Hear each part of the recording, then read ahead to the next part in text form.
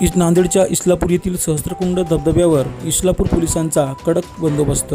विदर्भाच्या बाजूने सुरक्षा कठडे नसल्यामुळे स्टंटबाज उतरत आहेत नदीपात्रात।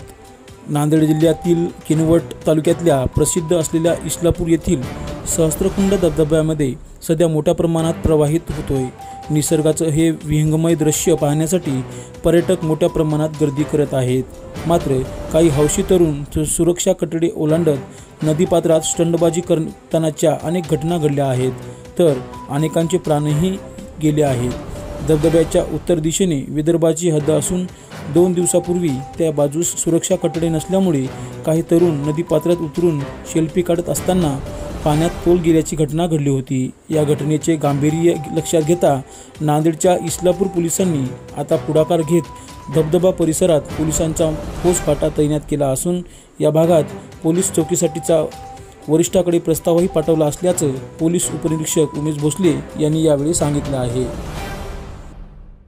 आमच्याकडे इथं सहस्त्रकुंड धबधबा आहे। सहस्त्रकुंड धबधबा येथे आमच्या पोलीस स्टेशनचे व किनवट येथील पोलीस स्टेशनचे अशा आम्ही कर्मचारी इथे नेमलेले आहेत आणि आम्ही चोख बंदोबस्त ठेवलेला आहे।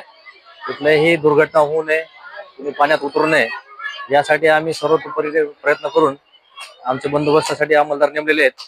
परंतु जे आता काही नदी आहे, नदीच्या उत्तरेकडील बाजूस विदर्भ आहे आणि दक्षिणेला नांदेड आहे।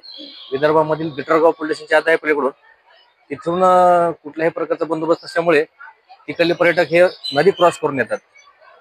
त्यामुळे अनावधानाने काही लोक विदर्भातून आपल्या इकडे नदीपात्रात घुसतात, पण आपण त्यांना सांगितलेलं आहे तिकडून पण तुम्ही बंदोबस्त ठेवण्याबाबत त्यांना कळवलेलं आहे। हे असे पर्यटक विदर्भातून हौशे येतात तिथं आणि ते तिकडून नदी क्रॉस करून येण्याचा प्रयत्न करतात विदर्भातून। तिकडे बंदोबस्त नसल्यामुळे ह्या घटना तिकडल्या बाजूने घुसण्याचा प्रयत्न करतात, परंतु आमच्या इकडल्या बाजूने कोणी नदीपात्रात जात नाही।